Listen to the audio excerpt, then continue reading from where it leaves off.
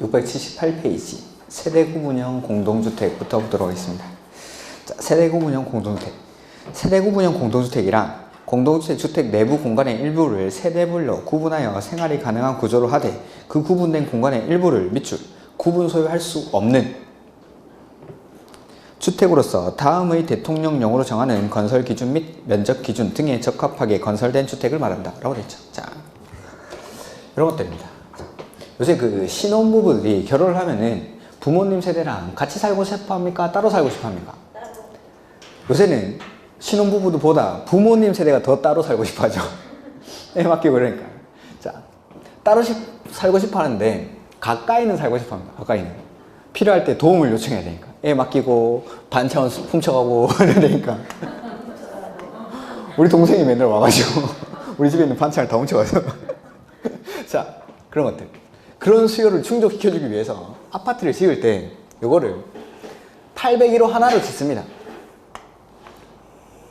801호 하나로 짓는데 현관을 따로 설치해줍니다. 따로. 이렇게. 예, 부모님 세대랑 같이 안 살고 싶어 하는 이유 중에 이제 가장 큰 이유가 좀 불편한 점이 많죠. 요새 워낙에 맞벌이 부부들이 많다 보니까 여자분들도 이제 사회생활하고 이러다 보면은 새벽에 회식하고 늦게 퇴근할 때가 있는데 새벽에 늦게 퇴근해가지고 띠띠띠띠 하면은 이제 거실에서 어머니가 드라마 보시다가 이제 오네? 이러면 막 눈치 주고 그 다음에 주말에 좀 늦잠도 자고 싶고 그러죠. 막 평일에 일하고 늦게 와가지고 이제 주말에 좀 자고 싶은데 아침 먹고 설거지를 나중에 하고 싶은데 그런 게 안 되는 겁니다. 눈치를 봐야 되니까. 우리가 아침에 밥을 먹고 설거지를 안 하는 이유가 뭡니까? 아침에 뭘 먹었는지 알아야 저녁에 점심에 뭘 먹을지 이제 고민을 할 수가 있죠. 아침 메뉴를 까먹을까봐 이제 쌓아놓는 건데 하기 귀찮아서 쌓아놓는 게 아니죠. 아침 메뉴를 알아야 저녁 메뉴와 점심 메뉴를 결정할 수 있으니까 쌓아놓는 건데 그런 것들이 안 되는 겁니다. 그러니까 여기다 중간에 벽을 쳐주죠. 그리고 현관문도 따로 설치해 줍니다. 그래가지고 새벽에 띠띠띠띠 해도 부모님이 못 듣게끔. 그 다음에 각각 공간마다 부엌이랑 욕실 같은 것들을 설치를 해주는 거죠. 그래서 이제 주말에 설거지를 쌓아놔도 눈치를 안 봐도 됩니다. 이런 것들을 세대 구분형 공동주택이라고 합니다. 근데 세대가 구분되어 있지만은 요거를 따로 구분 소유는 할 수 있습니까? 없습니까? 없죠. 그래서 801호 하나 돼 있는데 여기는 A, 여기는 B 이런 식으로 하는 게 세대 구분형 공동주택입니다. 다만 세대가 구분되어 있지만은 필요할 때는 통합해서 사용할 수 있도록 중간에 경계벽은 단단한 콘크리트로 하는 게 아니라 경량구조의 경계벽이나 내지는 연결문 등을 설치해 가지고 필요할 때는 하나의 세대로 통합해서 사용할 수 있도록 합니다. 이런 것들을 세대 구분형 공동주택이라고 합니다. 그래서 동그라미 1번 박스 안에 사업계획 승인을 받아 건설하는 공동주택의 경우, 자, 요거는 신축하는 아파트의 이 세대 구분형 공동주택을 지을 때는 이러한 요건을 갖추라 이 말입니다. 첫 번째, 세대별로 구분된 각각의 공간마다 별도의 욕실, 부엌, 현관을 설치할 것. 그 다음에 두 번째, 하나의 세대가 통합하여 사용할 수 있도록 세대 간의 연결문 또는 경량구조의 경계벽 등을 설치할 것. 그 다음에 세대 구분형 공동주택의 세대수가 해당 주택단지 안의 공동주택 전체 세대수의 밑줄 3분의 1을 넘지 아니할 것. 너무 많이는 설치하지 말라는 거죠. 3분의 1을 넘지 아니할 것. 그 다음에 리을. 세대별로 구분된 각각의 공간의 주거전용 면적의 합계가 해당 주택단지 전체 주거전용 면적 합계의 밑줄 3분의 1을 넘지 아니할 것. 그러니까 세대수도 3분의 1, 면적도 3분의 1을 넘지 아니하는 범위 안에서 이러한 세대 구분형 공동주택을 신축하는 아파트에다가 설치할 수 있습니다. 근데 거기 밑에 동그라미 2번 공동주택관리법에 따른 행위의 허가를 받거나 신고를 하고 설치하는 공동주택의 경우, 자, 이런 건 뭐냐면은 예전에는 이 세대 구분형 공동주택을 신축하는 아파트에서만 허용을 했습니다. 근데 자, 예전에 가장 많던 가구 구성원의 숫자가 몇 명이죠? 4인 가구가 제일 많았죠? 이 4인 가구가 점점 분할을 하는 겁니다. 3인 가구와 2인 가구로. 이 3인 가구와 2인 가구가 다시 1인 가구로 분할을 하면서 지금은 1인 가구가 가장 많은 비중을 차지하죠. 자, 4인 가구일 때 가장 인기 있던 평형이 몇 평형입니까? 32평짜리. 그렇죠. 32평짜리가 대표적인 게 방 3개, 부엌 하나, 뭐 화장실 한두 개, 뭐 이렇게. 그래서 큰 방 하나, 뭐 작은 방 하나, 작은 방 2개, 작은 방 2개 하고 그 다음에 뭐 부엌이라든지 거실 이렇게 있는 거. 이런 게 가장 대표적인 형태인데, 자, 이렇게 4인 가구들, 부모님, 그 다음에 아들, 뭐 딸 이렇게 살았던 겁니다. 근데 이 4인 가구가 점점 분할을 하면서 이 사람들이 나가죠. 아들 군대 갑니다. 딸 시집 가죠. 그러면서 이 방이 남아도는 겁니다. 남아도니까 아버지 큰 방에 주무시고 어머니는 하루는 아들 방, 하루는 딸 방, 하루는 거실 이렇게 주무시는 거죠. 이러한 공간을 어떻게 활용할 수 없을까 하면서 예전에는 신축하는 아파트에서만 이러한 세대 구분형 공동주택의 신축을 허용을 했었는데 이게 이제 동그라미 2번이 작년에 새로 생긴 조문인데 이제 기존에 있던 공동주택을 리모델링을 통해서 이러한 세대 구분형 공동주택을 설치할 수 있게 해줍니다. 이렇게 그래서 32평 아파트에다가 중간에 경계벽을 설치해가지고 역시 마찬가지 각각 공간마다 현관문 같은 것들을 설치해 주는 거죠. 현관문 같은 거 설치해주고 부엌 내지는 욕실도 설치하고 이런 것들. 그 다음에 여기도 마찬가지 중간에는 경량 구조의 경계벽을 설치해야겠죠. 필요할 때는 통합해서 사용할 수 있도록. 이 사람들이 돌아올 수도 있다는 겁니다. 아들 군대 갔다 돌아오죠. 딸 시집 갔다가 돌아오죠. 이렇게 시집 갔다. 아 이제 이해를 하시나? 반응 속도가 좀 늦네. 필요할 때는 역시 마찬가지 이렇게. 그래서 동그라미 2번은 리모델링을 통해서 기존 주택을 세대 구분형 공동주택으로 만들 때의 기준입니다. 그래서 기억해 보시면은 구분된 공간의 세대수는 기존 세대를 포함해서 2세대 이하로 할 것. 자, 나눌 때 여러 개로 나누지 말라는 거죠. 기존 세대를 포함해서 2개로, 1개, 2개 이렇게 2개로 나누라는 겁니다. 이렇게. 그 다음에 니은 세대별로 구분된 각각의 공간마다 별도의 욕실, 부엌, 구분 출입물을 설치할 것. 그 다음에 세대 구분형 공동주택의 세대수가 해당 주택단지 안의 전체 세대수의 10분의 1 밑줄. 그 다음에 해당 동 전체 세대수의 3분의 1 밑줄. 그러니까 전체 세대수의 10분의 1이고 그 동 세대수의 3분의 1을 넘지 아니할 것. 여기는 면적 요건은 따로 없습니다. 위에 신축하는 아파트에서는 세대수도 3분의 1, 면적도 3분의 1이었는데 여기는 세대수만 전체 세대수의 10분의 1, 그 동 세대수의 3분의 1 범위 안에서. 그 다음에 니을, 뭐 구조, 화재, 소방 및 피난 안전 등 관계 법령에서 정하는 안전 기준을 충족할 것. 이러한 것들. 그래서 기존에는 동그라미 1번만 있던 것을 지금 동그라미 2번이 신설됐으니까 올해는 작년에 안 나왔으니까 올해는 아주 유력한 후보입니다. 이런 것들이. 요새는 좀 바뀌고 나서 그 다음 해 이런 데 출제하는 경향이 좀 많습니다. 얼마 전에 출제 실수를 한번 해가지고 29회 시험이었나? 그때. 그 다음에 가로 2번 위 박스 내 동그라미 1에 따라 건설 또는 설치되는 주택과 관련하여 주택 건설 기준 등을 적용하는 경우 동그라미 1번뿐만 아니라 동그라미 2번도 마찬가지입니다. 이건 동그라미 1번이라고 하면 안 되고 세대 구분형 공동주택의 세대수는 그 구분된 공간의 세대수에 관계없이 밑줄 하나의 세대로 산정. 동그라미 1번뿐만 아니라 2번도 마찬가지입니다. 이거. 자, 이런 것들은 제가 요약서에다가 정으로 넣을 거고 그래서 아까 이거 구분된 공간마다 구분 소유할 수 있었습니까? 없었습니까? 없었죠. 그러니까 구분 소유를 할 수 없으니까 소유권을 산정할 때는 하나로 산정하는 거죠. 그 다음에 세대수도 하나로, 소유권도 하나, 세대수도 하나로 산정합니다. 이런 것들을 세대 구분형 공동주택이라고 부릅니다. 이렇게 이런 것들이 분양할 때 인기가 엄청나게 많았답니다. 딱 이게 신혼부부의 요건에 정말 맞는 주택이죠. 그 다음에 아까 말했던 그 미운 우리 새끼 등등 캥거루족들 부모님 세대에 이렇게 모여 삽니다. 빨래를 다 부모님 집에 갖다 놓더라고. 자기 집에도 세탁기가 다 있는데 밥도 부모님 집에서 먹고 세탁기도 부모님 집에 돌리고 빨래 해놓은 거 이제 가지고 막 이렇게 이렇게 하는 거. 이런 데가 이제 세대 구분형 공동주택입니다. 그 다음에 10번 도시형 생활주택. 자, 용어일정에서 제일 많이 나오는 게 세대 구분형 공동주택이랑 도시형 생활주택입니다. 자, 보면은 도시형 생활주택이란 밑줄 300세대 미만의 국민주택 규모에 해당하는 주택으로서 밑줄 도시지역에 건설하는 다음의 주택. 그래서 자 도시형 생활주택 요걸 줄여서 밖에 나가면 이제 도생이라고 많이 부릅니다. 도생. 이렇게 종류는 첫 번째 단지형 연립, 두 번째 단지형 다세대, 세 번째 원룸형 주택이 있습니다. 단지형 다세대, 단지형 연립, 그 다음에 원룸형 주택 이런 것들. 그래서 도생이라는 거는 300세대 미만의 도시지역에 건설하는 다음에 국민주택 규모 이하의 국민주택 규모에 해당하는 주택 거기 밑줄도 하셔야 됩니다. 박스 위에. 300세대 미만 국민주택 규모. 그러니까 85제곱미터 이하로서 도시지역에 건설하는 단지형 연립, 단지형 다세대, 원룸. 자, 아까 주택을 분류할 때 연립이나 다세대는 주택으로 쓰이는 층수가 몇 개층 이하였죠? 4개층 이하. 근데 건축위원회 심의를 거치면은 도생으로 지을 때는 5개층까지 건축할 수 있습니다. 그래서 그거 간단한 것들부터 보고 오죠. 680페이지 동그라미 2번, 3번. 단지형 연립이나 단지형 다세대는 원룸형 주택이 아닌 연립주택, 원룸형 주택이 아닌 다세대 주택으로서 심의를 거친 경우에는 5개층까지 건축할 수 있다. 이게 끝입니다. 이게 끝. 그러니까 시험에는 당연히 안 나오겠죠.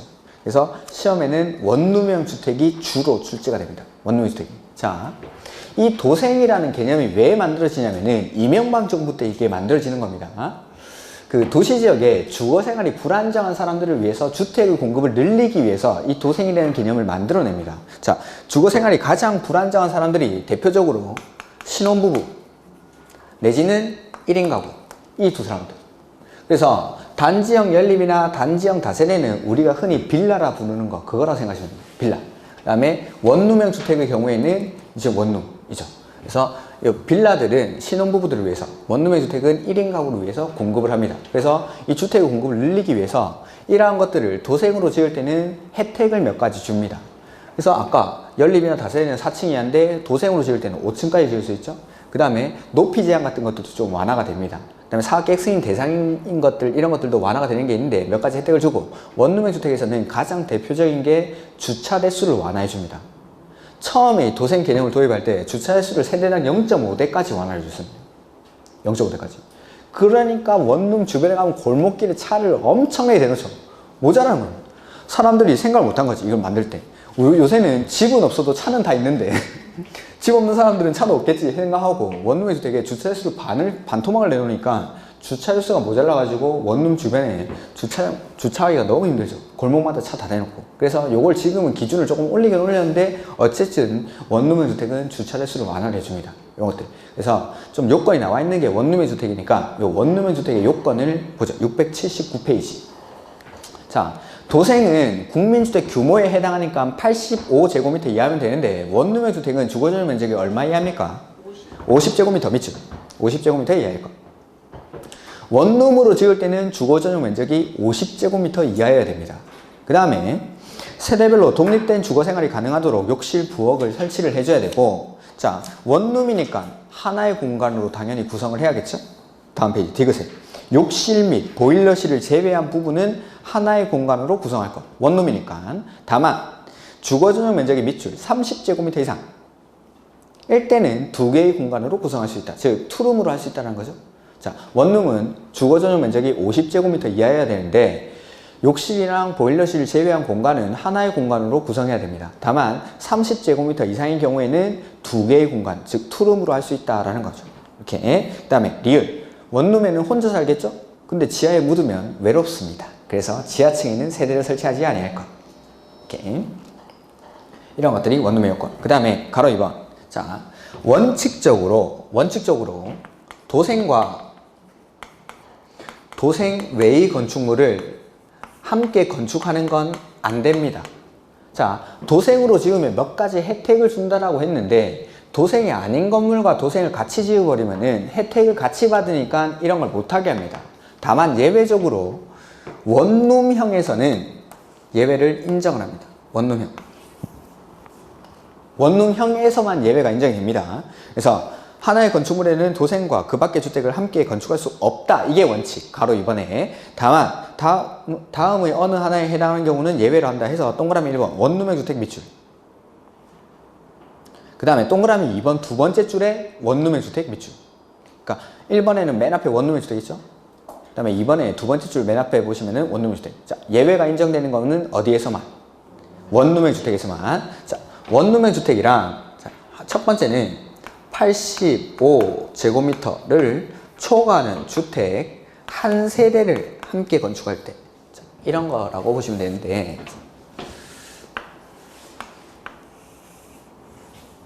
밑에 원룸이 쭉 들어오죠.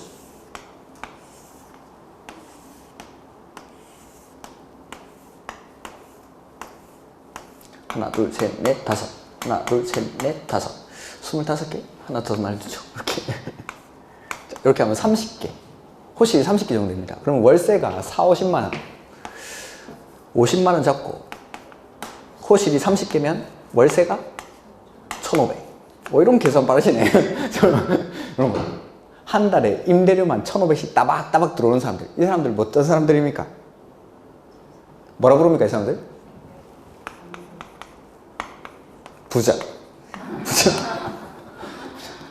자, 이 사람들이 원룸을 관리를 하는데 내가 밖에서 관리를 하니까 좀 힘들더라는 거죠. 그래서 내가 이 건물에 살면서 그 건물을 관리하고 싶은데, 자, 원룸의 주택은 주거 전용 면적이 얼마죠? 50제곱미터 이하여야 되죠? 근데 월세를 한 달에 1,500만 원씩 따박따박 받는 이 부자들이 50제곱미터 안에 아버지, 엄마, 아들, 딸이 다 살기는 너무 힘들다는 거죠. 그래서 주인집이 같이 살기 위해서 주인집 한 채를 같이 짓게 해줍니다. 요거는 됩니다. 요거는. 이게 제 꿈인데, 이게. 딱 이런 건물 하나 짓는 거죠. 돈을 많이 벌어가지고, 이런 건물 지어가지고, 이제 은퇴하고 나서 매일 아침 현관에 배달된 신문을 가지러 가는 겁니다. 신문 가지러 와가지고, 첫날은 101호 가는 거죠. 띵동, 월세. 받아가지고, 저축 없이 그날 다 쓰는 거죠. 저축 없이. 그 다음에 둘째 날에 이렇게. 매일 이렇게 딱딱 이렇게 받아오는 거예요. 이렇게. 근데 친구들을 만나서 이런 말을 하니까, 에휴, 등신하네. 공실은 어떡할까? 공실. 저 생각 못해서. 그래서 하나를 더 지으려고 옆에다가 공실에 대비해서 한 10개 정도 되는 거. 이렇게 공실 됐을 때는 여기고. 근데 이것도 안 됩니다. 이것도. 원룸 같은 경우에는 한 4년, 5년 지나면은 구축으로 분류돼가지고 임대료라든지 공실이 많이 발생합니다. 공실이. 그러면서 리모델링을 안 하면은 사람들이 안 들어오죠. 어차피 잠깐 살 건데 웬만하면 혼자 사는 사람들 신축에 들어가지 4, 5년 이상 된 이런 주택들이 잘 안 들어가는 거죠. 모르셨나? 1인 가구들이 직구할 때 무조건 신축 들어가요. 신축. 그러니까 신축이 보통 4년, 5년 안쪽으로는 신축으로 분류를 하고 5년 넘어가면 구축으로 분류를 하는데 이런 주택들은 잘 나갑니다. 원룸이. 근데 이거 5년 넘어가면 잘 안 나가죠. 그래서 꿈을 포기했습니다. 그냥 다른 쪽. 이런 거. 주인집 한 채 같이 짓는 건 됩니다. 그 다음에 자, 제가 이거 준주거지역, 그 다음에 상업지역, 이거 묶여나오면 어디라고 했습니까? 역세권, 준주거지역, 상업지역. 재건축 사업할 때 한번 했었죠. 오피스텔 공급할 때 준주거지역, 상업지역 이렇게 묶여나오면 역세권, 1인 가구가 많이 사는 곳이라고 했습니다. 이런 데서는 원룸의 공급을 늘리기 위해서 준주거지역이나 상업지역에서는 원룸형이랑 도생, 외주택을 함께 지을 수 있게 해줍니다. 어쨌든 예외는 원룸형 주택에서만 인정을 합니다. 원룸형 주택에서만 예외는. 이렇게. 이런 것들. 그 다음에 그래서 보면은 차이점을 보면은 원룸형 주택이랑 85제곱미터 요거는 세대수가 딱 하나만 찍어야 돼요. 주인집 하나니까. 근데 요거는 용도 지역에 관계가 없습니다. 용도 지역에 제한이 없이 주인집 하나 짓는 거는 가능하고, 그 다음에 원룸의 주택이랑 도생 외주택을 같이 지을 수 있는데 요거는 세대수는 제한이 없는데 용도 지역이 제한이 있죠. 준주거 지역이랑 상업 지역에서만. 어쨌든 예외가 인정되는 거는 원룸형 주택에서만 예외를 인정합니다. 원룸형 주택에서만. 그 다음에 3번에 하나의 건축물에는 단지형 연립, 단지형 다세대와 원룸을 함께 지을 수 없습니다. 아까 말씀드렸다시피 원룸에서는 주차 대수 이런 거 완화해 주는데 혜택을 얘네들도 같이 받아버리면 안 되니까. 이렇게. 그 다음에 에너지 절약형 친환경 주택 테스트는 되는 거. 11번, 12번. 이게 우리 시험에 나온 적이 없고 주택관리사 시험인가? 어디였더라? 감정평가사 시험인가? 한번 나온 적이 있는데 요거는 다음에 한번 보겠습니다. 그 다음에 각종 시설의 개념. 자, 1번, 2번은 묶으시면 됩니다. 부대시설, 복리시설. 자, 요거 구분하는 문제가 가끔 나옵니다. 다음 중 부대시설에 해당하지 않는 것, 다음 중 복리시설에 해당하지 않는 것. 이런 것들 나오면은 뭐 4개 부대시설 넣어놓고 하나 복리시설 넣고. 자, 구분하는 기준은 부대시설, 복리시설인데 부대시설은 아파트 지으면 당연히 따라오는 것들입니다. 당연히 있어야 되는 것들. 근데 복리시설은 있으면 좋은 거. 그래서 자, 부대시설에는 사람들이 들어가서 이용하는 게 아닙니다. 도로, 담장, 뭐 가로등, 축대 이런 것들 사람들이 들어가 있지 않습니다. 근데 복리시설은 사람들이 들어가서 이용하는 것들입니다. 사람들이 들어가서 이용하는 것들. 이렇게 구분하시면 웬만한 것들은 다 구분이 됩니다. 자, 보시죠. 부대시설이란 주택에 그러니까 딸려오는 거. 아파트 지으면 당연히 따라오는 다음의 시설 또는 설비를 말한다 해서 주차장, 사람 안 들어가 있죠. 관리사무소는 사람이 들어가 있는데 좀 이따가 자, 담장, 주택단지 안에 도로, 그 다음에 건축 설비, 그 다음에 요런 시설들이 부대시설입니다. 좀 더 있는데 요건 제가 다음에 한번 정리를 하겠습니다. 다음에 그러니까 이런 것들 관리사무소나 경비실이 있습니다. 대통령령으로 정하는 시설에 관리사무소나 경비실은 사람은 들어가 있죠. 아저씨가. 근데 요거는 부대시설. 나머지는 사람들이 들어가서 이용하는 시설은 아닙니다. 근데 복리시설 보시면은 주택단지 입주자 등의 생활 복리를 위한 다음의 공공시설 해서 어린이 놀이터, 애들 놀고 있죠. 근린생활시설, 상가 같은 것들. 그 다음에 유치원, 애들 들어가 있죠. 그 다음에 주민운동시설, 커뮤니티 시설, 헬스장 같은 거. 그 다음에 경로당, 이런 것들. 이런 사람들이 들어가서 이용하는 시설을 복리시설이라고 합니다. 이렇게 요런 사람 있고 없고를 가지고 구분을 하시면은 웬만한 것들은 구분이 되는데 아까 말했던 관리사무소나 경비실 요것만 관리사무소나 경비실은 사람 들어가 있지만 요거는 부대시설에 해당합니다. 이렇게. 그 다음에 기반시설 이거는 뭐 국계법에서 배운 기반시설이고 기간시설이랑 다음 페이지 보시면 간선시설이라는 게 나올 겁니다. 자, 기간시설이란 도로, 상하수도, 전기, 가스, 통신, 지역 난방시설 등을 기간시설이라고 합니다. 기간시설. 그 다음에 간선시설이란 도로, 상하수도, 전기, 가스, 통신 및 지역 난방시설 등 단지 안의 기간시설을 그 주택단지 밖에 있는 같은 종류의 기간시설에 밑줄, 연결시키는 시설. 다만 그 뒤에 밑줄합니다. 가스, 통신, 지역 난방시설의 경우에는 단지 안의 기간시설을 포함한다. 밑줄. 자, 이게 무슨 말인지 보죠. 우리가 이제 아파트를 짓겠죠.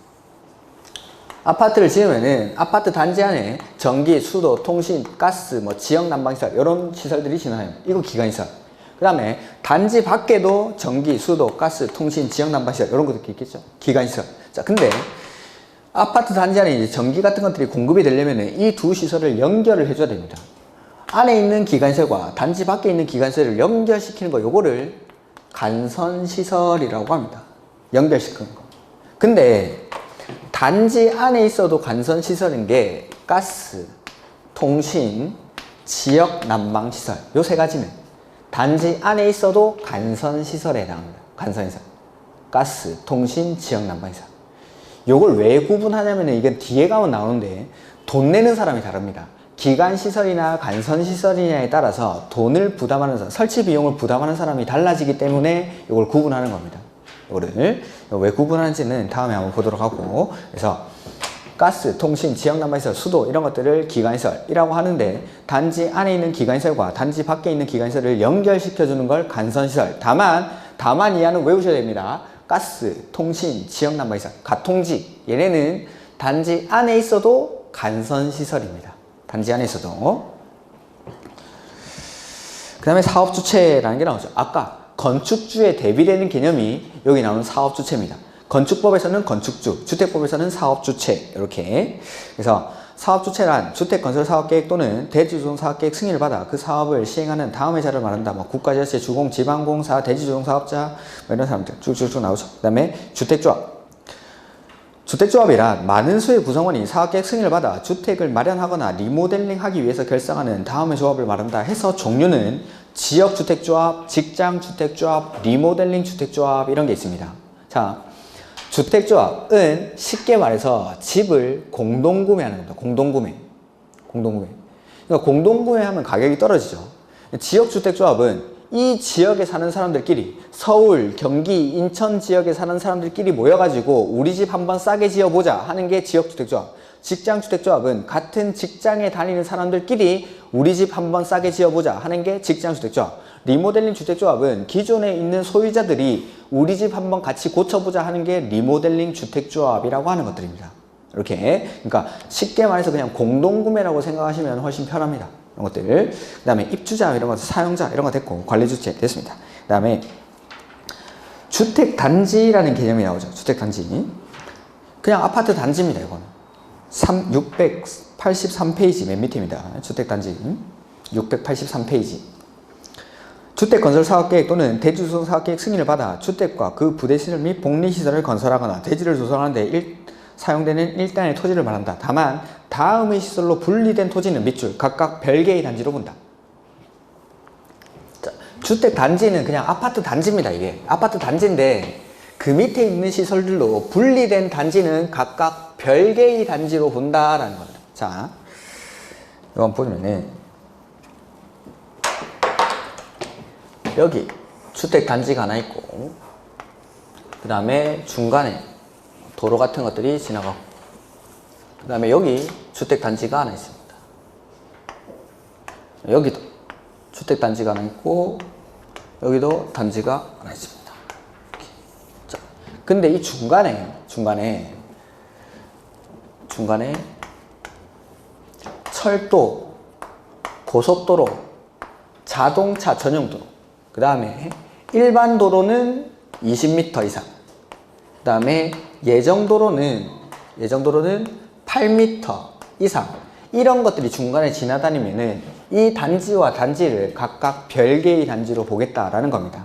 그래서 1번 박스 안에 철도, 고속도로, 자동차 전용도로, 철도, 고속도로, 자동차 전용도로. 그 다음에 2번에 일반 도로는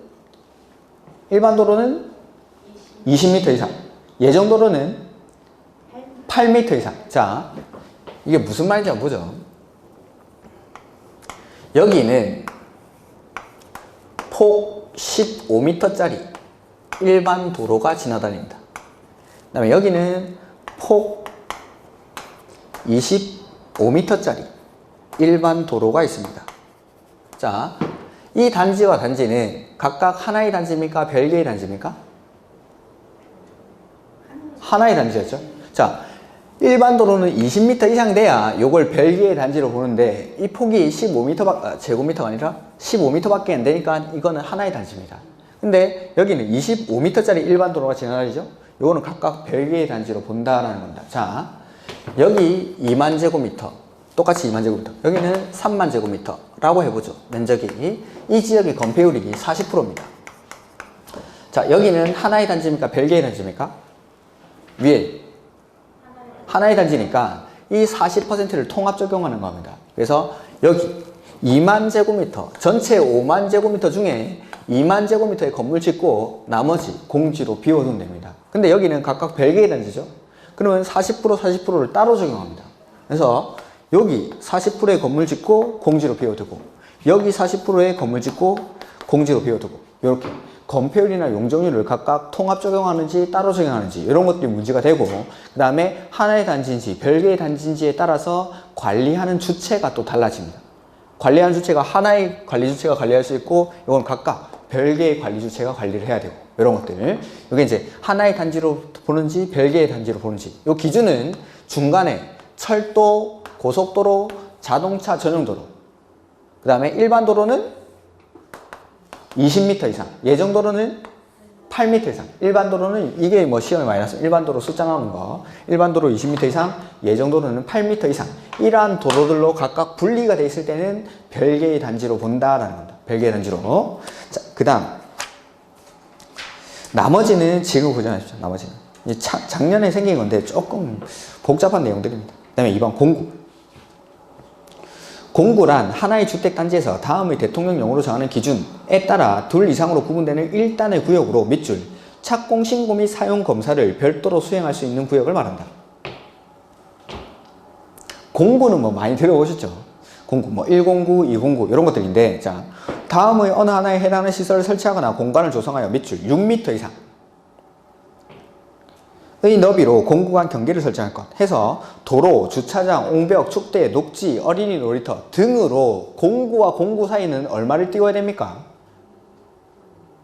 6m. 거기 6m. 6m 너비로 공구 간 경계를 설정할 것. 그래서 공구와 공구 사이에는 도로, 주차장, 담장, 옹벽, 뭐 축대, 뭐 어린이 놀이터, 녹지 공간 뭘 넣든지 상관없는데 6m 이상 경계를 설정해야 되고, 동그라미 2번. 공구별 세대수는 밑줄 300세대 이상. 그러면은 전체 세대수가 얼마 이상이라야 공구별로 나눌 수가 있습니까? 전체 세대수가. 자, 공구별로 나눠서 공사를 하려면은 최소한 109, 209는 돼야겠죠? 그리고 109, 209는 6m 이상 띄워줘야 됩니다. 6m 이상. 그리고 109 최소 얼마? 300. 209 최소 얼마? 300. 그러면은 전체 세대수는 최소 600이 돼야 공구별로 나눠서 공사를 시작할 수가 있다라는 겁니다. 이렇게 공구별 세대수는 300세대 이상이니까 전체 세대수는 600 이상. 600 이상. 그 다음에 공공택지라는 개념이 나오죠. 자, 이게 가끔씩 시험 다음 중 공공택지에 해당하지 않는 것. 당연히 그걸 다 외워서는 풀 수가 없겠죠. 자, 그 옆에다가 공공 플러스 수용 이렇게 좀 써주십시오. 공공이랑 수용. 그래서 이 공공택지에서는 절대 나오면 안 되는 게 민간, 환지 이거 들어가면은 공공택지 아닙니다. 지금까지는 이걸로 다 풀립니다. 지금까지는. 이렇게. 그래서 1번, 2번, 뭐 3번, 4번 이런 거 됐고 5번, 동그라미 5번에 공공지원 민간 임대주택 공급 촉진 지구 조성 사업에서 그 가로 안에 수용 또는 사용 방식으로 시행하는 사업만 해당. 거기 밑줄. 수용 또는 사용 방식으로. 그 다음에 6번에 도시개발 사업인데 가로 안에 마찬가지 수용 또는 사용 방식이 적용되는 구역에서 시행되는 사업만. 그 다음에 7번도 마찬가지 경제자유구역 개발 사업인데 역시나 수용 또는 사용 방식만. 그러니까 환지 이런 거 나오면 안 됩니다. 공공택지에서 환지 나오면 안 되고 뭐 조합 이런 거 나오면 안 됩니다. 지금까지는 요걸로 다 풀립니다. 요걸로. 그래서 크게 수용이랑 공공 이런 단어들이 공공택지에서 나와야 되는데 나오면 안 되는 단어가 민간, 뭐 조합 같은 거, 그다음에 환지 이런 말 나오면 안 됩니다. 공공택지에서는 지금까지 기출 문제들은 이걸로 다 풀립니다. 그다음에 리모델링 보시면은 리모델링이란 건축물 노후화 억제 또는 기능 향상 등을 위한 다음의 어느 하나에 해당하는 행위를 말한다. 자, 여기는 그 밑에 보시면 숫자가 막 여러 개 나옵니다. 그 숫자들 섞어가지고 출제합니다. 숫자들. 자, 보면은 리모델링은 크게 대수선이랑 증축으로 구분합니다. 대수선이랑 증축으로. 그리고 대수선 리모델링을 대수선으로 하기 위해서는 사용 검사 내지는 사용 승인일로부터 10년이 경과할 것을 요건으로 합니다. 증축은 15년이 경과를 해야 됩니다. 15년이. 그 다음에 주거 전용 면적을 증축할 때는 30%까지 증축이 가능한데 85제곱미터 미만의 경우에는 40%까지. 이것도 왜 그런지 뭐 생각해보면 당연한 건데, 자, 42평짜리 요거를 30% 증축하면 얼마죠? 14평 더하면 되니까 56평 정도 되겠죠? 24평짜리를 30% 증축하면 32평 되겠죠? 여기는 똑같이 같은 단지 안에서 리모델링을 했는데 여기는 14평이 늘어나고 여기는 8평밖에 안 늘어나는 겁니다. 평당 1,000만 원씩만 해도 차익이 엄청나게 발생하죠. 그러니까 좀 작은 것들은 40%까지 증축이 가능하게 해줍니다. 그 다음에 세대별로 면적을 증축할 수도 있는데 이 증축 가능한 면적을 모아가지고 세대수를 증가시킬 수도 있습니다. 세대수는 15%까지 증축이 가능합니다. 세대수는. 그 다음에 세대수를 증축할 때는, 증가시킬 때는 수평 증축을 할 수도 있고 수직 증축을 할 수도 있습니다. 자, 수평 증축이라는 거는 여기 동과 동이 있으면은 그 중간에 새로 한 동 더 짓는 거죠. 이게 수평 증축입니다. 이거는 별 문제될 게 없죠. 새로 짓는 거니까. 근데 수직 증축은 요 위에 2계층, 3계층을 더 쌓아 올리는 겁니다. 위에다가. 수직 증축. 어떤 게 위험합니까? 이거 잘못 쌓으면 큰일 나겠죠. 그래서 이 수직 증축할 때 요건을 더 갖춰야 됩니다.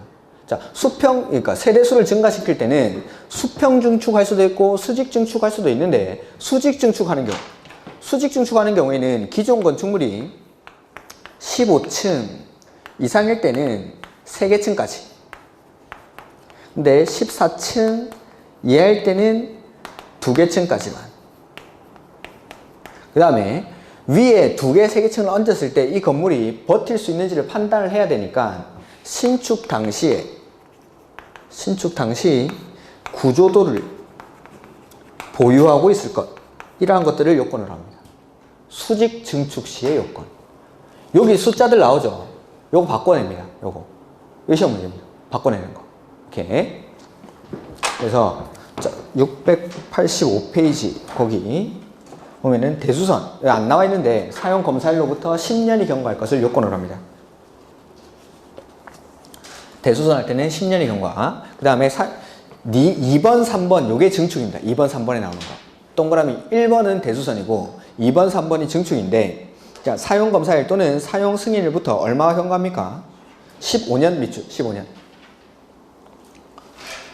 15년이 경과된 공동주택을 각 세대 주거전용 면적 밑줄. 주거전용 면적. 면적은 얼마까지? 30% 밑줄.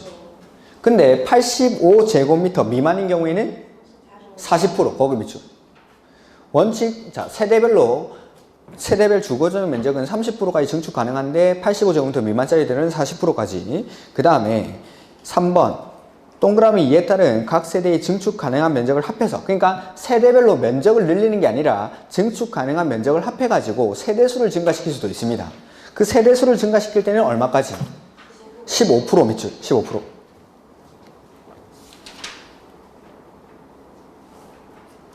그리고 세대수를 증가시킬 때는 수평 증축할 수도 있고 수직 증축할 수도 있는데 우리가 이제 요건이 필요한 거는 수직 증축이죠. 그래서 다만 수직으로 증축하는 행위는 다음의 요건을 모두 충족하는 경우로 한정한다 라고 해서 1번 기역에 최대 3개 층 이하로서 다음의 대통령령으로 정하는 범위에서 증축할 것 같아서 수직으로 증축하는 행위의 대상이 되는 기존 건축물이 밑줄 15층 이상. 15층 이상일 때는 몇 개 층까지? 3개 층까지. 그 다음에 B에 14층 이하일 때는 2개 층까지. 이렇게. 그 다음에 니은에 신축 그 두 번째 줄 저 끝에 신축 당시 구조도를 보유하고 있을 것.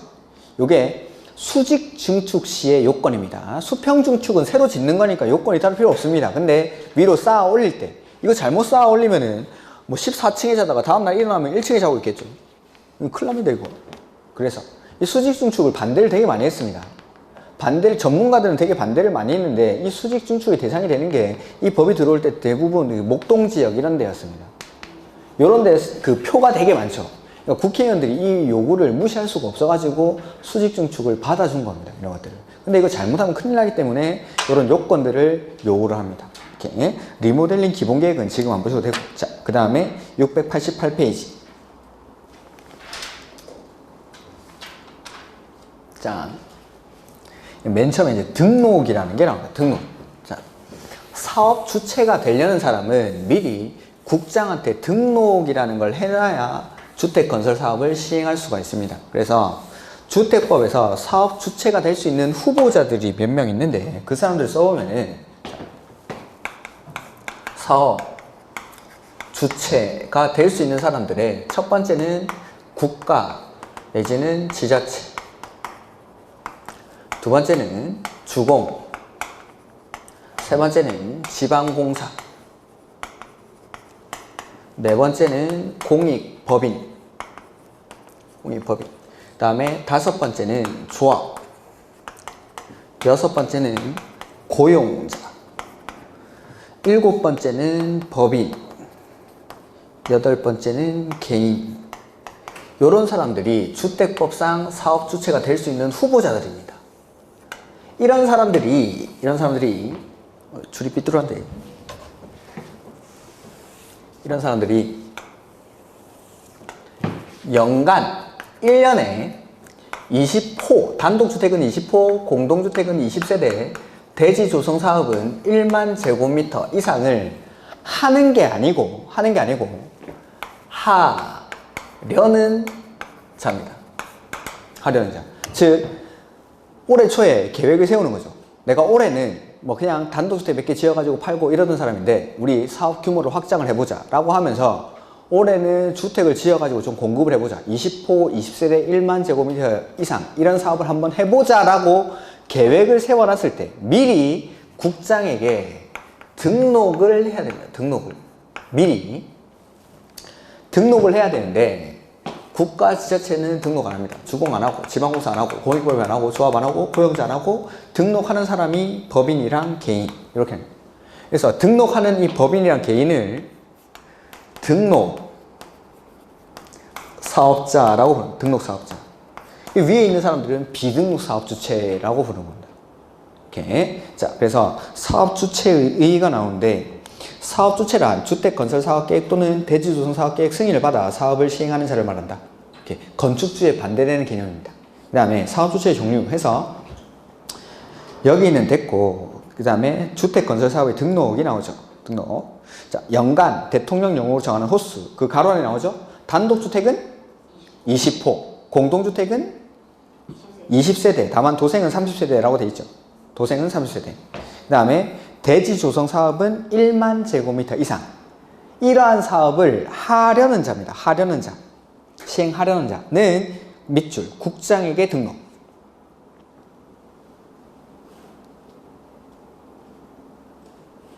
근데 참고는 일단 놔두시고 이번에 비등록 사업 주체라고 나오죠. 다음 페이지에. 이런 사람들은 등록을 안 한다라는 겁니다. 그래서 1번 국가지자체, 2번 주공, 3번 지방공사, 4번 공익법인. 요까지가 공공부분의 사업 시행자라고 보시면 됩니다. 공익법인이라는 거는 들어보셨는지 모르겠는데 그 사랑의 집짓기 운동본부 이런 거 있습니다. 그런 것들을 공익법인이라고 합니다. 공익법인. 그 다음에 조합. 그 다음에 고용자. 고용하는 자니까 고용자. 근데 주택조합이랑 고용자 가로 안에 보시면은 등록사업자와 공동으로 주택건설 사업을 하는 자.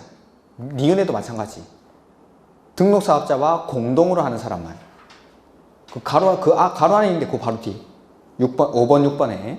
그래서 이런 사람들은 등록을 안 하고 법인이랑 개인이 등록하는데 등록의 요건이 그 위에 참고에 나올 겁니다. 참고에. 자, 등록 요건 보시면은 주택건설사업 또는 대지조성사업을 등록하려는 자는 다음의 요건을 모두 갖춰야 한다. 이 경우 하나의 사업자가 주택건설사업과 대지조성사업을 할 때에는 1번 및 3번의 기준은 중복하여 적용하지 아니한다. 둘 다 한다라고 해서 자본금이 2배가 되고 이런 건 아닙니다. 자, 이건 뭔지 한번 보죠. 자본금. 자, 법인은 자본금이 3억 이상이라야 됩니다. 등록할 때. 근데 개인은 자산 평가액이 6억 이상이라야 됩니다. 법인은 자본금이 3억 이상, 개인은 자산 평가액이 6억 이상. 그 다음에 관련 분야 기술자를 1명 이상 보유해야 되고 사무 장비를 갖출 수 있는 사무실을 갖추고 있어야 됩니다. 사무실. 주택 건설 사업을 할 때는 건설 분야 기술자 1명. 그 다음에 대지 조성 사업을 할 때는 토목 분야 기술자 1명. 근데 둘 다 할 때는 건설 분야 기술자 1명, 토목 분야 기술자 1명. 근데 둘 다 한다라고 해서 자본금이 6억 필요한 건 아닙니다. 자본금은 그대로 3억. 개인도 자산평가액이 12억일 필요는 없고 자산평가액은 6억. 근데 기술자만 관련 분야 기술자를 1명 보유해야 됩니다. 그 다음에 사무실도 뭐 그냥 사무실만 갖추고 있으면 됩니다. 예전에는 뭐 22제곱미터 이상 이런 게 있었는데 면적 기준은 없어졌습니다. 지금은. 이렇게. 그 다음에 뭐 절차, 등록의 절차는 안 보셔도 됩니다. 등록의 요건입니다. 등록 요건. 법인은 자본금이 3억 이상, 개인은 자산평가액이 6억 이상, 그 다음에 관련 분야 기술자를 1명 보유할 것, 그 다음에 사무실을 갖추고 있을 것, 이런 것들이 등록의 요건. 그 다음에 다음 페이지 보시면은 공동사업주체인데, 자, 여기 조합이죠, 조합. 조합은 요 밑에 있는 등록사업자랑 사업을 공동으로 할 수 있습니다. 할 수 있다. 할 수 있다. 근데 고용자는 등록사업자와 사업을 공동으로 하여야 한답니다. 하여야 한다. 조합은 등록사업자랑 사업을 공동으로 할 수 있고, 그 다음에 고용자는 공동으로 하여야 한다. 그리고 아까 우리 가로 안에 밑줄 쳤던 게 뭐냐면은 조합이나 고용자는 무조건 등록을 안 하는 게 아니라 지금 보시는 이 등록사업자랑 사업을 공동으로 할 때 등록을 하지 않는다라는 걸 가로 안에 우리가 아까 밑줄 친 겁니다. 비등록 사업주체 거기 5번, 6번 가로 안에 밑줄 친 게 등록사업자랑 사업을 같이 할 때 이 사람들은 등록을 하지 않습니다. 그래서 거기 3번 공동사업주체라고 나오죠. 토지소유자부터 나오는데, 자, 토지소유자가 주택을 건설하는 경우 대통령령으로 정하는 바에 따라 등록사업자와 공동으로 사업을 밑줄 시행할 수 있다면서 할 수 있다. 이 경우 토지소유자와 등록사업자는 공동사업주체로 본다라고 되어 있죠. 그 다음에 2번 조합은 해야 됩니까? 할 수 있습니까? 그래서 두 번째 줄 끝에부터 보면은 등록사업자와 공동으로 사업을 시행 밑줄 할 수 있다. 할 수 있다. 이것도 할 수 있다. 그리고 이 경우 주택조합과 등록사업자를 공동사업주체로 본다. 그 다음에 고용자는 해야 됩니까? 할 수 있습니까? 그래서 두 번째 줄 하여야 한다면서. 그리고 등록사업자랑 사업을 공동으로 할 때는 이 사람 등록을 할 필요가 없죠. 이렇게 요 정도까지. 그러니까 등록의 요건, 요 노란색 글씨 요것만 좀 기억을 하시면 되겠습니다. 요죠. 법인은 자본금이 3억 이상, 개인은 자산평가액이 6억 이상, 그 다음에 관련 분야 기술자를 1명 보유해야 되고 사무실을 갖추고 있을 것, 이런 것들이 등록의 요건. 그 다음에 조합은 이게 설명하면 조금 깁니다. 길기 때문에 다음에 하도록 하고, 아까 종류는 지역주택조합, 직장주택조합, 리모델링 주택조합 요것만 말씀을 드렸습니다. 종류만. 그 다음에 어디를 볼 거냐면은 사업계획 승인을 좀 보죠. 사업계획 승인 706페이지. 우리가 이제 건축법에서는 건축허가가 있었으면은 여기서는 사업계획 승인을 받고 건물을 짓습니다. 사업계획 승인.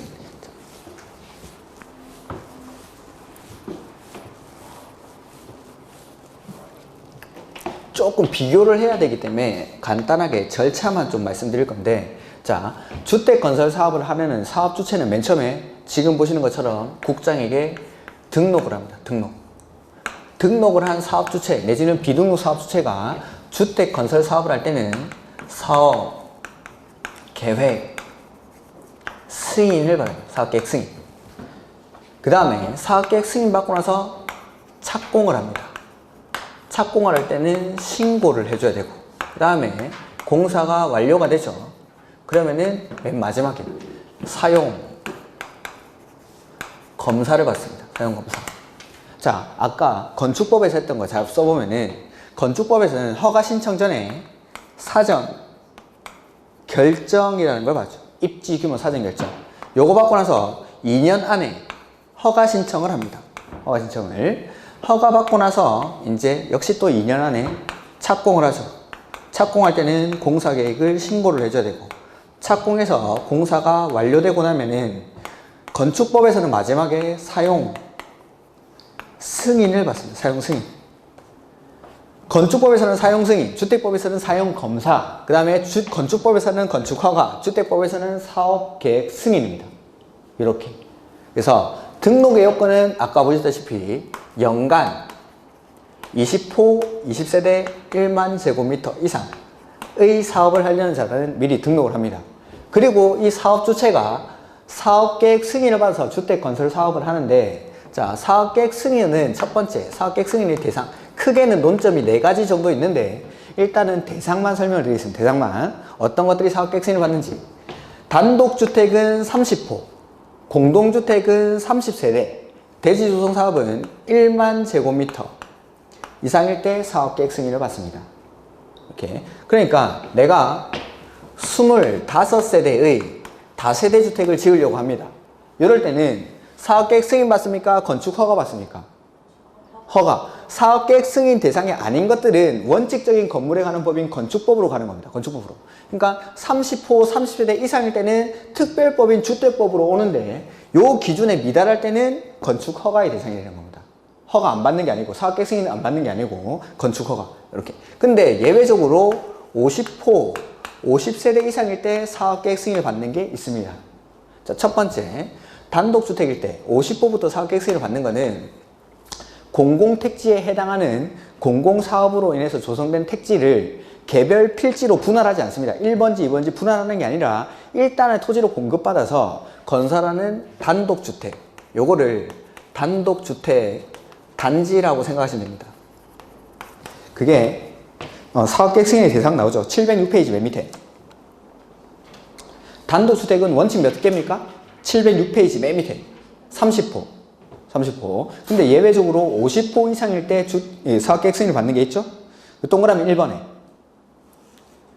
법 뭐 이런 거 됐고, 그게 앞에 있는 게 뭐냐면 공공택지입니다.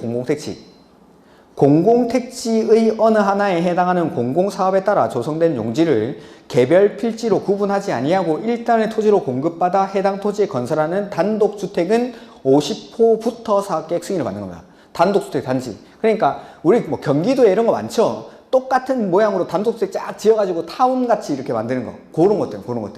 그 스카이캐슬에 나오는 그런 집들. 그런 것들은 50호부터. 그러니까 49개까지는 건축 허가받고 빨리빨리 지으라는 겁니다. 이거는. 잘 안 지으려고 하니까 이런 것들은 뭐 잘 안 짓는다기보다는 주택 건설을 권장하는 거죠. 단주택 공급을 늘리기 위해서. 것들 49개까지는 허가받고 짓고 50개부터 사업계획 승인 받으라는 거. 그 다음에 이번에 한옥도 49개까지는 허가받고 짓고 50개부터 사업계획 승인 받으라는 겁니다. 이렇게. 그 다음에 공동주택 원칙은 몇 개죠? 30세대. 근데 예외적으로 이것도 50세대부터 사업계획 승인 받는 게 있습니다. 첫 번째, 다음의 요건을 모두 갖춘 밑줄, 단지형 연립, 단지형 다세대. 아까 도생 종류가 세 가지가 있었죠. 단지형 연립, 단지형 다세대, 원룸. 자, 원룸은 누구를 위해서? 1인 가구. 근데 단지형 연립이나 단지형 다세대는 누구를 위해서? 신혼부부들. 요 빌라라고 했죠. 근데 이거는, 자, 원룸은 예외를 안 인정해주고 단지형 연립이나 단지형 다세대 요것만 인정을 해줍니다. 요것도 생각을 해보면은 이유가 뻔한 건데, 자, 제가 이제 여자친구를 만나가지고 결혼을 하러 가는 거죠. 결혼하러. 이제 상대방 집에 인사를 갔습니다. 인사를 갔더니만 부모님이 인상이 별로 안 좋죠.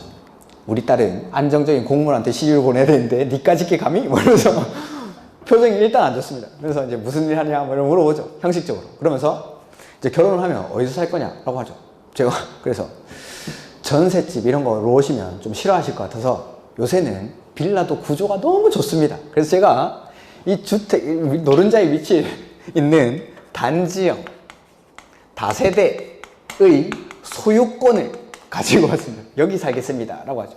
그러면은 이제 나는 이 결혼 반댈세. 라고 하죠. 우리 딸을 어디 감히 빌라에 아파트 안 가지고 오면 결혼 못해? 이게 신혼부부들을 위해서 공급을 하는데 빌라를 사갖고 가면은 결혼을 못하려면 결혼을. 그러니까 잘 안 짓는, 따님들 남편 데리고 왔는데 빌라에 살겠다면 결혼시킬 겁니까? 그러니까 아파트를 안 가지고 오면 결혼을 못하는 거예요. 그러니까 이 장사가 잘 안 된 거지. 그래서 이거는 49개까지는 빨리빨리 지라는 겁니다. 50개부터 4개. 그래서 도생 중에서 원룸은 잘 팔리니까 그건 됐고, 단지형 연립이랑 단지형 다세대만 50세대부터 4개 승인 받습니다. 그 밑에 뭐 진입도로 폭이 6m 이상이고 세대별 주거적 면적이 30제곱미터 이상이고 뭐 이런 것들은 나중에 하셔도 됩니다. 그 다음에 동그라미 2번. 정비구역에서 주거환경 개선 사업. 그거 가로 안에 자력 방식 이렇게 되어 있죠. 저는 그걸 셀프 방식으로 설명드린 겁니다. 셀프 방식. 스스로 주택을 보전, 정비, 개량하는 방식으로 시행하는 주거환경 개선 사업에서는 달동네 빨리빨리 집 고쳐야겠죠. 요거는 49개까지는 허가받고 하면 됩니다. 50개부터 사업계획 승인 받습니다. 셀프 방식으로 시행하는 주거환경 개선 사업. 요거는 50세대부터 사업계획 승인 받습니다. 그 다음에 대지 조성 사업은 1만 제곱미터 이상.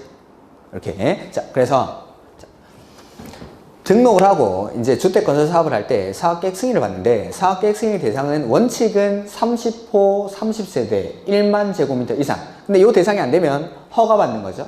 허가. 근데 예외적으로 50호 50세대일 때부터 사업계획 승인을 받는 게 있습니다. 그게 자 50호일 때 첫 번째는 단독주택 단지.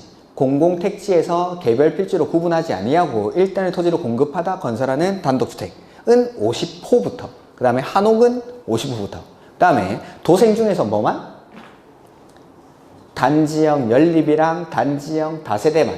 단지형 연립이랑 단지형 다세대. 원룸은 잘 팔리니까 됐고, 요 빌라, 신혼부부들 잘 안 사니까. 요거는 49개까지는 허가받고 짓고, 50개부터 사업계획 승인을 받습니다. 그 다음에 두 번째, 셀프 방식으로 시행하는 주거환경 개선구역에서 건설하는 공동주택.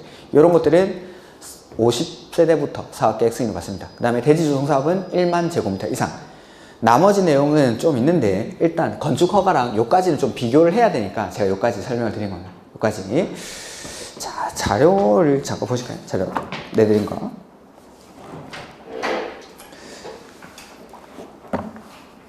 자, 1번. 기존 건축물의 전부 또는 일부를 철거한다면 철거. 철거는 개축입니까? 재축입니까? 개축이죠. 철거는. 자연재해로 멸실되고 나서 기존보다 작게 지으면은 재축. 철거하고 새로 지으면 개축. 이렇게. 그 다음에 이전이란 건축물의 주요 구조물을 해체합니까? 안 합니까? 해체하지 아니하고. 동일한 대지입니까? 다른 대지입니까? 같은 대지. 예, 동일한 대지에서. 예, 이게 틀린 거죠. 다른 대지가 아니라 같은 대지에서 위치를 옮기는 거. 그 다음에 내력벽을 25제곱미터 증설하는 것은 대수선에 해당하지? 해당하죠. 제가 그렇죠. 증설 해체 나오면 무조건 대수선이라고 했죠. 그래서 기둥. 그래서 이건 대수선 맞고, 기둥을 2개 수선하는 행위. 수선 나왔을 때는 앞에 게 주요 구조부인지 울트라인지를 봐야겠죠? 기둥은 그렇죠. 주요 구조부니까 3개 이상. 그 다음에 방화벽을 변경하는데, 방화벽은 울트라죠? 울트라니까 수선 변경도 숫자에 관계없이 대수선에 해당하죠.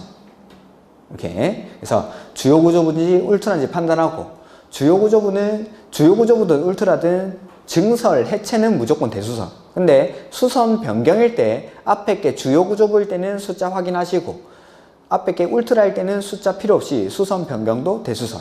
이렇게. 그 다음에 6번. 건축물의 용도를 의료시설에서 종교시설로 변경하는 경우. 집에 혼자 가서 해보십시오. 신고가 아니라 이거 허가할 겁니다. 의교노수야에서 문종위관 이렇게 바꾸는 거니까 위로 올라가는 겁니다. 이거 허가입니다. 허가. 그 다음에 주요구조부란 내력벽, 기둥, 최하층 바닥이 아니라 그냥 바닥입니다. 그냥 바닥. 지붕틀 주계단. 이렇게. 그 다음에 시군에서 허가 대상 건축물을 건축하려는 자는 건축 허가를 신청하기 전에 도지사에게 사전 결정을 신청할 수 있다. 자, 사전 결정 누구한테 신청하죠? 허가권자한테. 허가권자한테 절대 나오면 안 되는 사람이 2명 있었는데. 그렇죠. 국장이랑 도지사는 허가권자에 나오면 안 됩니다. 그러니까 시나 군에서는 허가권자가 시장 군수니까 사전 결정도 시장 군수한테 신청하는 겁니다. 도지사가 사전 결정하는 거 아닙니다. 허가권자가 아니니까, 도지사는. 그 다음에 9번. 허가권자는 사전 결정이 신청된 건축물의 대지 면적이 소규모 환경 영향 평가 대상 사업인 경우 국장과 협의하는 게 아니라 환경부 장관이나 지방 환경관서의 장과 협의를 합니다. 국장이 아니라. 그 다음에 10번. 건축물을 건축하거나 대소선하려는 자는 시장, 군수, 구청장의 허가를 받아야 된다. 맞죠? 다만 층수가 21층 이상이거나 연면적 합계가 10만 제곱미터 이상인 건축물을 건축하려면 특별시장, 광역시장, 도지사 이거 나오면 안 되는데. 도지사는 허가권자에 없죠. 21층 이상이나 10만 제곱미터 이상 이런 건물을 건축할 때 특별시나 광역시에서는 특별시장, 광역시장의 허가를 받는데, 시나 군에서는 도지사한테 뭘 받죠? 승인. 사전 승인을 받습니다. 허가는 시장, 군수가 그대로 하고 도지사는 사전 승인. 11번. 자연환경이나 수지를 보호하기 위해서 도지사가 지정 공공구역에서 규모가 3층 이상이나 1000제곱미터 이상이에요. 3층 이상이나 1000제곱미터 이상 인 5개의 시설이 있었죠. 직장인들이 어디서 하죠?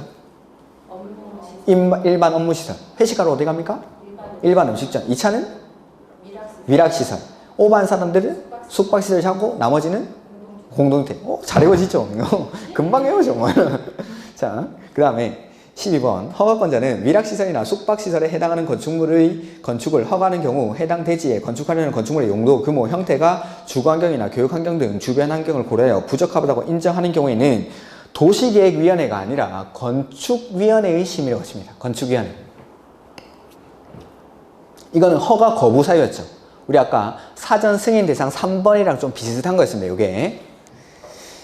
그 다음에 13번. 허가를 받은 자가 허가를 받은 날부터 1년이 아니라 얼마 안에 착공합니까? 2년. 공장은 3년 안에 착공을 안 하면은 허가를 어떻게 합니까?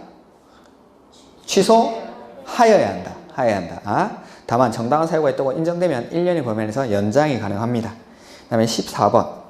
시장군수구청장은 건축허가나 건축물의 착공을 제한한 경우 즉시 국장에게 시도지사가 시장군수구청장의 허가를 제한한 경우에는 즉시 국장한테 보고를 하죠.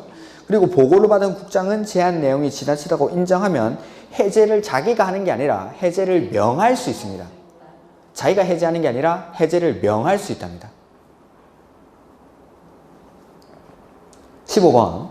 허가권자는 사용 승인을 신청받은 경우 그 신청을 받은 날부터 15일 이내, 이건 제가 수업을 안 했는데 7일입니다. 7일. 자, 여기 하나만 더 하죠.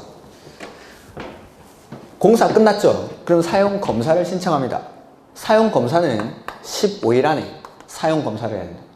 근데 여기 건축 허가에서는 사용 승인은 7일 안에 사용 승인에 관한 검사를 실시해야 됩니다. 여기는 7일, 여기는 15일. 7일, 15일, 7일, 15일. 이거 14일로 내면 다 틀립니다. 14일 아니고 15일. 7일 보름, 7일 보름, 7일 보름, 이렇게. 그 다음에 여기 건축허가에서는 2년 안에 착공하죠? 자, 사업계획 승인은 원칙 5년 안에 착공합니다. 5년 안에. 숫자가 좀 더 커지죠? 더 많이 지으니까. 검사할 게 더 많은 거죠. 보통 숫자들이 이쪽 주택법으로 가면 조금 더 커집니다. 조금 더. 그 다음에 16번. 국민주택 규모란 1혼 1세대당 얼마? 85제곱미터 이하. 근데 수도권에 속하지 아니하고 도시지역이 아닌 읍면지역에서는 100제곱미터 이하. 원칙은 85제곱미터 이하. 그 다음에 도생 중 원룸의 주택은 세대별 주거전용 면적이 50제곱미터 이하. 50제곱미터 이하. 근데 투룸으로 할 수 있는 거는 30제곱미터 이상. 그래서 50, 30 이렇게 됩니다. 50, 30. 그 다음에 한국토지주택공사는 등록을 합니까? 안 합니까? 여기 주공 2번이죠. 주공은 등록을 하지 않습니다. 국가지자체 주공 지방공사 공익법인은 등록을 하지 않는다는 거. 그 다음에 19번. 사업주체는 사업계획 승인을 받은 경우 승인받은 날부터 5년 이내, 요거 승인받은 날부터 5년 이내 착공을 하는 겁니다. 5년 이내에 5년 이내에 공사를 시작하지 아니하는 경우에는 사업계획 승인을 취소하여야 한다가 아니라 할 수 있답니다. 아까 제가 요거 허가하면서 2년 안에 착공 안 하면 허가를 어떻게 했죠? 취소하여야 한다. 하여야 한다. 요 똑같은 사유가 주택법에 가면은 취소할 수 있다라고 했죠? 주택법에서 취소 나오면 무조건 할 수 있답니다. 무조건. 그러니까 주택법에서는 우리가 배우는 범위 안에서 취소하여야 한다는 단 하나도 없습니다. 주택법에서 취소 나오면 끝에는 무조건 할 수 있다. 이렇게 끝납니다. 주택법에서는. 그것만 알아도 29회 때 한 문제 풀었죠. 29회 정답이었습니다. 취소하여야 한다고 나왔었는데 할 수 있답니다. 할 수 있다. 주택법에서 취소 나오면 무조건 할 수 있답니다. 무조건. 그 다음에 20번. 지방공사가 주택건설 사업을 시행하는 경우에는, 자, 이거는 제가 수업을 안 했습니다. 국장에게가 아니라 지자체에게 해야 됩니다. 지방공사가 아니라 지방공사를 국가나 한국토지주택공사로 바꿔줘야 됩니다. 이거는 예외적으로 국장이 사업계획 승인을 하는 사유에 나오는 건데 제가 수업을 안 한 부분이니까 지금은 모르셔도 좋습니다.